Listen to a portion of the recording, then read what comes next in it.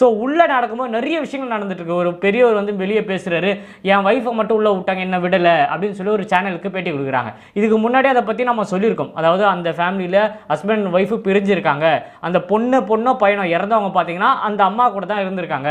So காசு வந்தோன்னா பார்த்தீங்கன்னா அம்மாவுக்கு தான் போயிடுச்சு, இவருக்கு வரலன்னு சொல்லி ஒரு பிரச்சனை பண்ணிக்கிற வெளியே வந்து கொஞ்சம் நேரம் மீடியா கிட்டலாம் பேசியிருந்தாங்க. அப்புறம் டெத் சர்டிஃபிகேட்லாம் காமிச்சிருக்காங்க. காமிச்சோன்னா நம்ம தமிழக வெற்றி கழகத்துலேருந்து உள்ளே கூட்டு போயிட்டாங்க, அவரையும் உள்ளே கூட்டு போயிட்டாங்க. இது திமுக சைடில் பாதிக்கப்பட்ட ஒருத்தரை வெளியே நிற்க வச்சுட்டாங்க.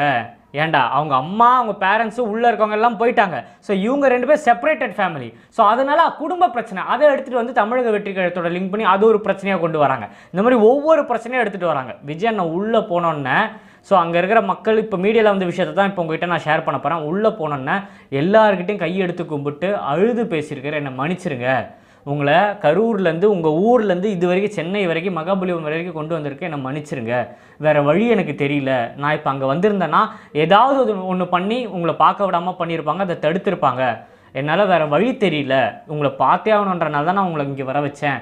ஆனால் ஒரு ப்ராமிஸ் ஒன்று பண்ணியிருக்காரு, கூடிய விரைவில் கரூரில் நான் உங்கள் வீட்டுக்கே வரேன்னு சொல்லியிருக்காரு.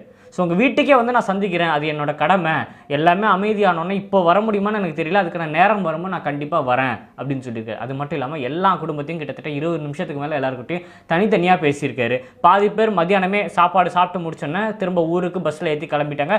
மீதி பேரை அதுக்கப்புறம் ஈவினிங் மேலே அவர் பார்க்க ஆரம்பிச்சிருக்காரு.